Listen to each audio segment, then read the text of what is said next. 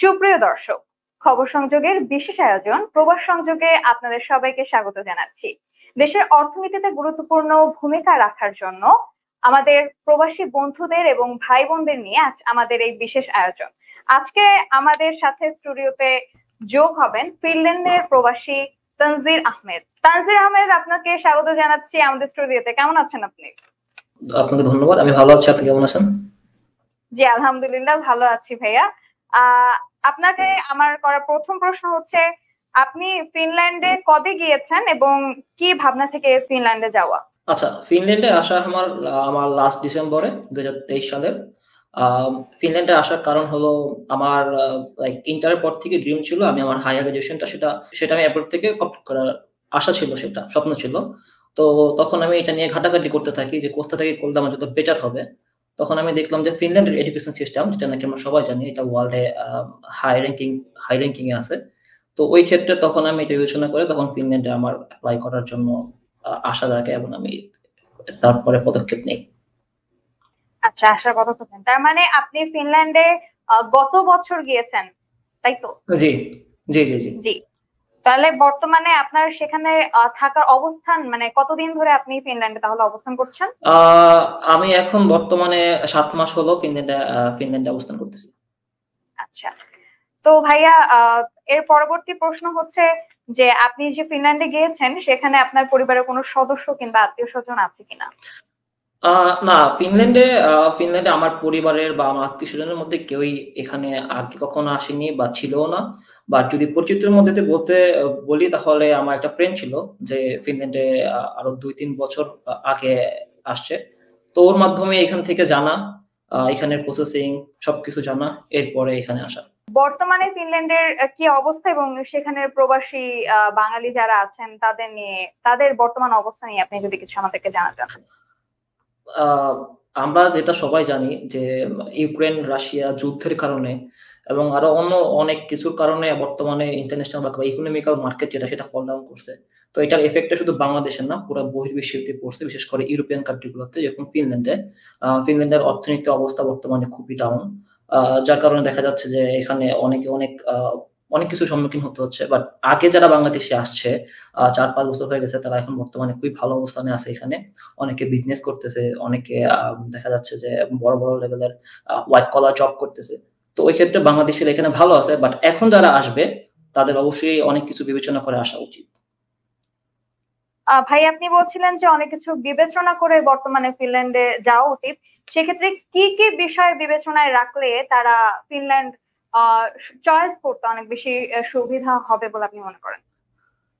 আ Finland আরো ২ বছর আগেও ফিনল্যান্ড খুব সহজ ছিল। এখানে আসা, এখানে আ পড়ালেখা করা এবং নিজের কস্ট নিজে বেয়ার করা। আমাদের বাংলাদেশি স্টুডেন্টের মধ্যে একটা টেনডেন্সি আছে। আমরা ভাবি আমরা চলে গেলে হয়তোবা পরের দিন থেকে জব করব, নিজের কস্ট নিজে বেয়ার করব, নিজের টিউশন ফি নিজে পে করব। বাট যদি এটা আমরা ফিনল্যান্ডের ক্ষেত্রে বিবেচনা করি, সেটা টোটালি ডিফারেন্ট কেস। ফিনল্যান্ডে আসতে হলে আপনাকে অবশ্যই ১ বছরের আপনার থাকা খাওয়ার যে ব্যাকআপটা, অ্যাকোমোডেশন ব্যাকআপ, সেটা অবশ্যই সাথে করে আপনি নিয়ে আসতে হবে। এবং আমি যদি বলি আপনার যে পরবর্তী যে টিউশন ফিটা, সেটা অবশ্যই দেশ থেকে আনা লাগবে। বর্তমান সিচুয়েশন এ সেটা টোটালি আ ডিফারেন্ট। বর্তমান সিচুয়েশনটা এটা আপনাকে সাথে করে নিয়ে আসতেই হবে। আপনি রিস্ক নিতে পারবেন না। কারণ এখানে বর্তমানে স্টুডেন্টদের যারা এখানে আসে, তাদের জব পেতে ৭-৮ মাস চলে যায় বা ১ বছরও ধরতে পারি আমি যে একটা ভালো জব পেতে তাদের ১ বছর চলে যায়। তো সেক্ষেত্রে যদি সে আসতে চায় ফিনল্যান্ডে, তাকে অবশ্যই ১ বছরের একটা ব্যাকআপ মানি সাথে করে নিয়ে আসতে হবে। দ্বিতীয়ত, ফিনল্যান্ডে ইংলিশ ভাষাটার প্রাধান্য খুবই কম। এখানে আপনার জব করতে হলে বা ওদের সাথে মিলতে হলে, মিশতে হলে আপনার অবশ্যই ফিনিশ ভাষা জানতে হবে। যেটা নাকি খুব টাফ। ফিনল্যান্ডের ভাষা ওয়ার্ল্ডের আমি যদি ভুল না করি ৩য় কিংবা ৫ম ৩ থেকে ৫ এর মধ্যে সবচেয়ে টাফেস্ট ভাষা। এটা শেখা খুবই টাফ। আর ফিনল্যান্ডরা খুবই শাই হয়। তারা কমফোর্ট জোন খুঁজে, এছাড়া আপনার সাথে মিশবে না। তো এগুলো বিবেচনা করে আমরা বাঙালি যারা আছি, আমরা গ্যাদারিং খুব পছন্দ করি। বাট যখন নাকি ফিনল্যান্ডে আসবেন, যেমন আমি যেটা ফেস করেছি, যখন আমি এখানে আসছি, এখানে মানুষগুলো খুব কোয়াইট। তারা আপনার সাথে কথা বলবেন না। হাই দিলে আপনি হ্যালো পাবেন কিনা সেটাও আরকি অনেক সময় হয়ে ওঠে না। তো যার কারণে এই জিনিসগুলো বিবেচনা করে অবশ্যই একটা স্টুডেন্টদের চুজ করা উচিত ফিনল্যান্ড। আচ্ছা, ভাই আপনি যেটা বলছিলেন যে ফিনল্যান্ডের মানুষরা খুব একটা বেশি নিজের কমিউনিটি ছাড়া অন্য কারো কমিউনিটি, অন্য কোনো কমিউনিটির সাথে খুব একটা বেশি মিশতে চান না। সেক্ষেত্রে আপনি বিগত যে মাসগুলো থেকে ফিনল্যান্ডে আছেন, আপনার তাদের সাথে কমিউনিকেট করতে বা সেখানে অবস্থানরত অবস্থায় তাদের সাথে যোগাযোগ করতে কি ধরনের আম, অসুবিধার মধ্যে পড়তে হয়েছে, বা বর্তমানে আপনি আসলে জায়গাটা নিজের সাথে আম, মানে কোপ আপ করতে পেরেছেন কিনা, সেই বিষয়ে যদি আপনি বলতেন কিছু।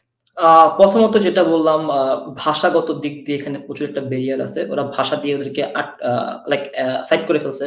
যার কারণে এখানে ওদের সাথে কমিউনিকেট করতে গেলে বা ওদের সাথে মিশতে গেলে খুবই ডিফিকাল্টি ফেস করা লাগে এখানে।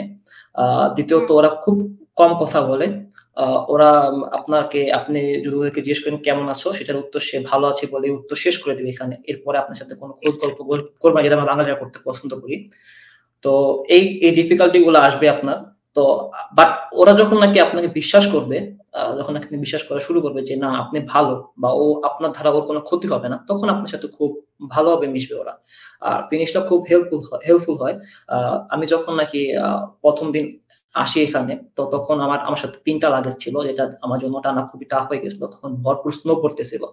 আর আরেকটা কথা হলো, বাংলাদেশের তুলনায় আমাদের ফিনল্যান্ডের ওয়েদার টোটালি ডিফারেন্ট। বাংলাদেশে আমাদের উইন্টারে লোয়েস্ট টেম্পারেচার থাকে ঢাকার দিকে থাকে ১৪-১৩ এরকম। বাট ফিনল্যান্ডে টোটালি ডিফারেন্ট। যখন নাকি আমি ১ম দিন ফিনল্যান্ডে আসি, সেদিন টেম্পারেচার ছিল -40। সো এটা খুবই টাফ ছিল আমার জন্য। বাট ট্রেনের মধ্যে কিছু ফিনিশ ছিল যারা আমাকে হেল্প করছে আমার লাগেজ টানতে বা আমাকে বলে দিতে এটা স্টেশন, এটা ওই স্টেশন। ওরা আসলে ওরা মানুষকে তখনই মানুষের সাথে মিশে যখন নাকি বুঝতে পারে ওর দ্বারা ওর কোনো ক্ষতি হবে না, তখন ওরা খুব ভালোভাবে মিশে। আর ওরা খুব হেল্পফুল হয়। আমার পরবর্তী প্রশ্ন আপনার কাছে যে ফিনল্যান্ডে উচ্চ শিক্ষার জন্য যেহেতু আপনি গিয়েছেন, তো সেখানকার উচ্চ শিক্ষা এবং বিশ্ববিদ্যালয়ের কারিকুলাম এবং অবস্থান নিয়ে আপনি যদি আমাদেরকে আহ আহ কিছু বলতেন। ফিনল্যান্ডের এডুকেশন সিস্টেমটা সেটা টোটালি পুরো ওয়ার্ল্ডের থেকে ডিফারেন্ট। আমি এটা বলবো অবশ্যই। বাংলাদেশ থেকে তো টোটালি ডিফারেন্ট।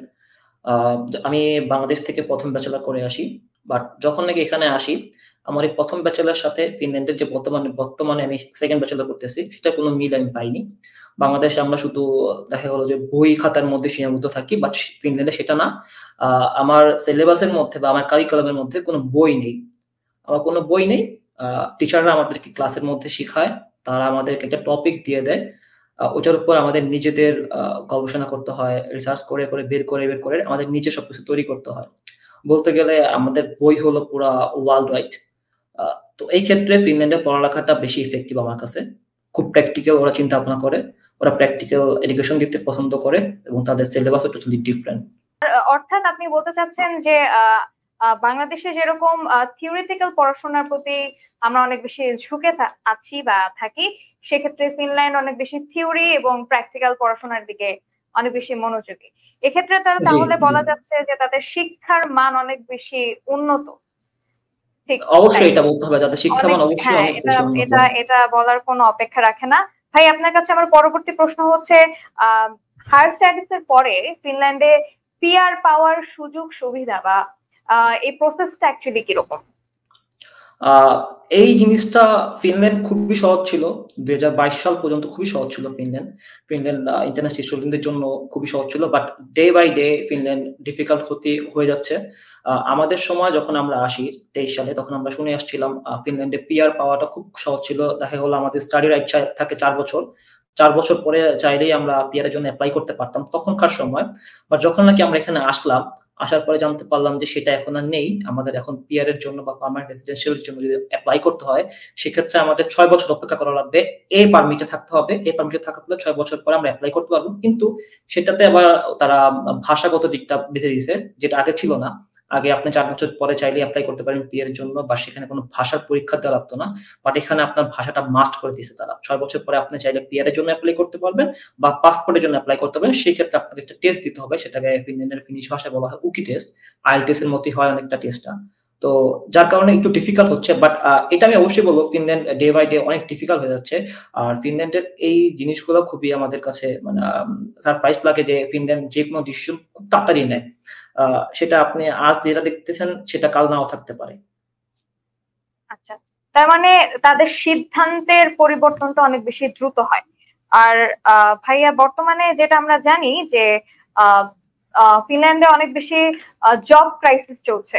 তো সেক্ষেত্রে স্টুডেন্টদের জব পেতে কি ধরনের হ্যাসেল পোহাতে হয়, বা আপনি বর্তমানে কোন জবের সাথে নিযুক্ত আছেন?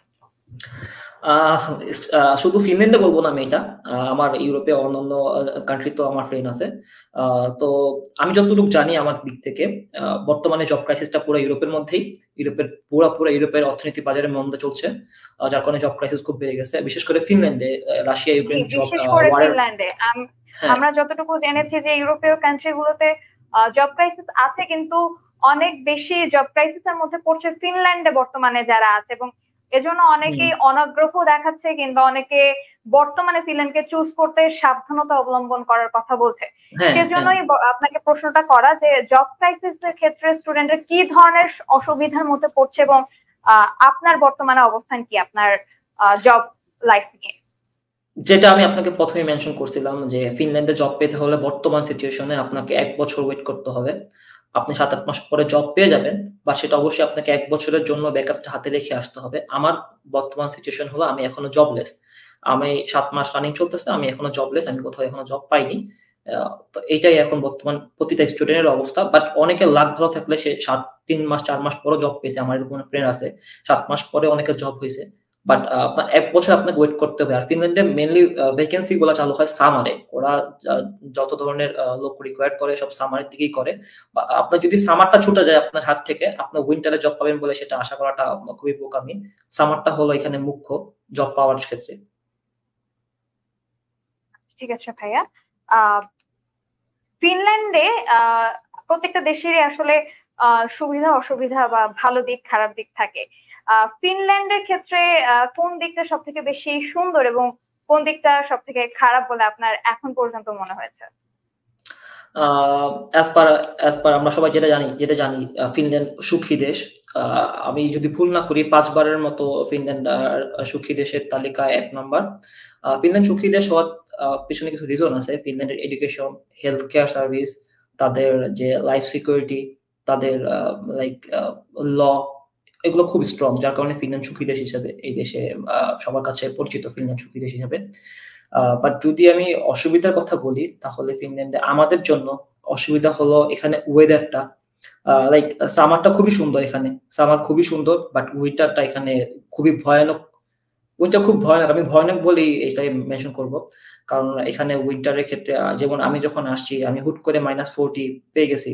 তো আমাদের মতো বাংলাদেশীদের জন্য -40 মানে এটা খুবই ভয়ানক একটা ব্যাপার। আর এখানে স্নো পড়তেই থাকে। স্নো এরকম অনেক সময় আছে স্নো পড়ে হাঁটু সমান হয়ে যায়। আ আর যেটা আমার কাছে সবচেয়ে বেশি বিরক্ত লাগে উইন্টারের সময়, এখানে উইন্টারের ডে টাইম খুবই কম। আমি যখন এখানে আসছি তখন আমার খেয়াল আছে তখন ডে টাইম ছিল মাত্র ৩ ঘন্টার জন্য। দেখা গেল আমি সকালে ঘুম থেকে উঠে দেখছি অন্ধকার আছে। আমি ইয়া স্কুলে চলে গেছি বা ভার্সিটিতে চলে গেছি। আসার পরে দেখছি আবার অন্ধকার। তো এই দিনের আলোটা খুবই কম দেখা যায় উইন্টারের ক্ষেত্রে এবং সামারের ক্ষেত্রে টোটালি ডিফারেন্ট। সামারের ক্ষেত্রে আ লাইক ডে টাইম সবসময় থাকে বলা যায়। এখানে আ রাত শুধুমাত্র ২ ঘন্টার জন্য হয়। তাও সেটা বাংলাদেশে ভোর সকালের মতো হয়। অন্ধকার হয় না। তো এই জিনিসগুলা আসলে ১ম আসলে এগুলোর সাথে মানায় নিতে অনেক বেশি অসুবিধায় পড়তে হয়। বা এগুলা মানায় নিতে হইলেও আমাকে বা নতুন যারা আসে তাদের ১ বছর সময় পার হয়ে যায়। এই জিনিসগুলো সাথে মানায় নেওয়ার জন্য নিজেকে। আচ্ছা, আম, পরবর্তী প্রশ্ন হচ্ছে আপনার কাছে ভাইয়া। আমরা জানি যে দেশ ছেড়ে একবার বিদেশের মাটিতে একটু পাড়া দিলে পরবর্তীতে দেশে খুব একটা বেশি কেউ ফিরতে চায় না। তবু আপনার কাছে প্রশ্ন যে দেশে ফেরার কোনো ধরনের প্ল্যান আছে কিনা আপনার হায়ার স্টাডি শেষ করার পরে, বা যদি কোনো ধরনের প্ল্যান থেকে থাকে পরবর্তীতে আপনার কি ধরনের পরিকল্পনা আছে এ নিয়ে? দেখেন বাহিরে আসার তো নিজের লাইফটা সিকিউর করার জন্য অবশ্যই এখানে আসার কারণটাই হইলো সেটা। এখানে এডুকেশন সিস্টেম খুব ভালো। নিজের লাইফ সিকিউরিটি আছে। আপনার ফাইন্যান্সিয়াল সিকিউরিটি আছে এখানে। তো যার কারণে এখানে আসা। বাট আমি যেহেতু আসছি খুব বেশি দিন হয় নাই। তো আমি এখনো ওই ডিসিশনটা মেক করি নাই যে আমি আসলে দেশে চলে যাবো নাকি এখানেই থাকবো। এটা আমি এখনো ডিসিশনটা মেক করি নাই। বাট অনেকের বাট ফিনল্যান্ডে বা আমি আশেপাশে যাদেরকে দেখি আমার সিনিয়র যারা আছে তাদের সবারই ইচ্ছা যে দিন শেষে তারা একটা তাদের ফাইন্যান্সিয়াল যখন নাকি তারা সিকিউর করে ফেলবে, তাদের যখন নাকি লাইফটা একটু স্টেবল পর্যায়ে চলে আসবে, তারা অনেকেরই ইচ্ছা আছে বাংলাদেশে চলে যাওয়া, ওখানে যে বিজনেস করা। বলতে গেলে আমারও চিন্তা ভাবনা এখন এরকমটাই অনেকটাই। বাট আমি এখনো কোন ডিসিশন মেক করি নাই। তার মানে আপনি যদি বর্তমান অবস্থার দিকে তাকিয়ে বলি, তাহলে আপনি ফিনল্যান্ডে থাকার জন্যই বেশি আগ্রহী, তাই তো? জি, জি, জি, জি। জি, জি। আচ্ছা, বিদেশের মাটিতে দেশের কোন জিনিসটা সবথেকে বেশি মিস করা হয়? সেটা বলতে গেলে তো অনেক কিছুই মিস করি। বাট যদি বলেন তাহলে অবশ্যই মার হাতের রান্না। এখানে দিন শেষে আ সারাদিন পড়ালেখা করার পরে বাসায় এসে রান্না করা খাওয়াটা আসলে খুবই টাফ। আচ্ছা, ঠিক আছে। ভাইয়া, আপনার কাছে সর্বশেষ প্রশ্ন হচ্ছে, যারা ফিনল্যান্ডে যেতে চান, সেটা স্টাডি পারপাসে হোক কিংবা টুরিস্ট পারপাসে হোক কিংবা জব পারপাসে হোক, যেকোনো পারপাসেই হোক, যারা যেতে চান বর্তমানে, তাদের উদ্দেশ্যে আপনার কি বলার থাকবে, বা তাদের বিষয়ে তাদের উদ্দেশ্যে আপনি আসলে কোন বার্তাটা দিতে চান? আসলে যদি ফিনল্যান্ডে আসতে চায় এখন বর্তমানে কেউ, অ্যাজ এ স্টুডেন্ট হিসাবে আসতে হলে তাকে অবশ্যই, আমি যেটা আপনাকে ১ম এই বললাম, তাকে অবশ্যই ১ বছরের একটা ব্যাকআপ সাথে করে নিয়ে আসতে হবে এবং অবশ্যই তার যে 2nd সেমেস্টার যে টিউশন ফিটা সেটা সাথে করে নিয়ে আসতে হবে, যেটা আমি বলব। যে টাকাটা আমরা ব্যাংকে দেখাই আসার সময় €৬,৭২০, সেই টাকাটা সাথে করে নিয়ে আসলেই সবচাইতে বেটার। আপনার তাহলে আর কোনো রিস্ক থাকবে না। স্টুডেন্টদের ক্ষেত্রে অবশ্যই তাদের ধৈর্য ধরতে হবে এখানে আসার পরে। এখানে বেটার লাইফ আছে, সেটা অবশ্যই আছে। বাট সেটা ১ বছর ১.৫ বছর পরে। এই ১-১.৫ বছর যারা স্ট্রাগল করতে পারে তারা খুবই ভালো কিছু সামনে পায়। এটা আমার বিশ্বাস। আমি আমার আশেপাশে যা দেখে বুঝছি। আর যারা নাকি ওয়ার্ক পারমিট এর ক্ষেত্রে আসে, আ তাদের জন্য কোনো ডিফিকাল্টি নাই আমার মতে। কারণ তারা ওয়ার্ক পারমিট নিয়েই আসে এখানে। একটা জব নির্ধারণ করেই আসে। বাট আমি যতটুকু জানি বাংলাদেশ থেকে ফিনল্যান্ডে ওয়ার্ক পারমিট পাওয়াটা কাইন্ড অফ ইম্পসিবল। ফিনল্যান্ডের সাথে বাংলাদেশের কূটনৈতিক সম্পর্ক আমার মতে, আমি যতটুকু বুঝি যে অতটা ভালো না। আম আর টুরিস্ট হিসেবে যারা আসে, হ্যাঁ, অবশ্যই ফিনল্যান্ড খুব সুন্দর একটি দেশ ঘোরার জন্য অবশ্যই। বাট যদি এরকম হয় যে টুরিস্ট হিসাবে এসে তারা অ্যাসাইলাম মারবে বা এখানে রিফিউজি হিসেবে থেকে যাবে, তাহলে এটা খুব একটা বোকামি ডিসিশন নেওয়া। ফিনল্যান্ড এগুলা খুবই স্ট্রেইট ভাবে দেখে। তো এই জিনিসগুলা আসলে না করলেই বেটার।